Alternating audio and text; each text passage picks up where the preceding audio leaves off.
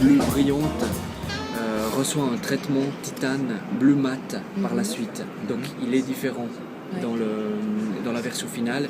Et puis l'aiguille du deuxième fuseau GMT, au lieu d'être bleue, elle a été changée pour une aiguille rouge. On trouvait plus lisible et puis ça donnait un autre look à la pièce. Donc ce que je disais, on a une pièce qui est plus qu'un GMT en réalité. L'appellation GMT pour une montre, c'est l'affichage d'un deuxième fuseau horaire. Alors on a un cadran à 11h qui affiche justement ce deuxième fuseau horaire. On trouve ici avec l'aiguille bleue. Donc on a heure-minute pour le home time, petite seconde. Ici on a une réserve de marche. Et puis ici on a ce cadran de deuxième fuseau horaire. Second time zone. On a un poussoir ici à 11h qui permet très rapidement de reculer d'une heure et de changer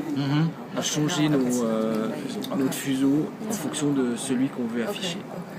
Donc là on est vraiment dans une configuration de montre GMT classique, ce qu'on a dans pratiquement toutes les marques.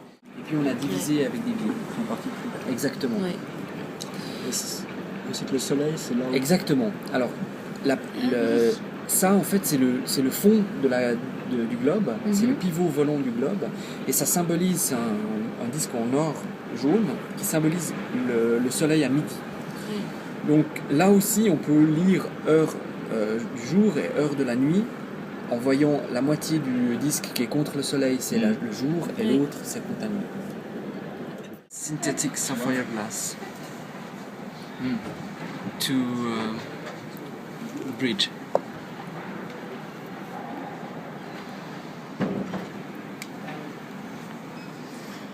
Here, the Dutch watchmakers. Goodbye. Bye-bye.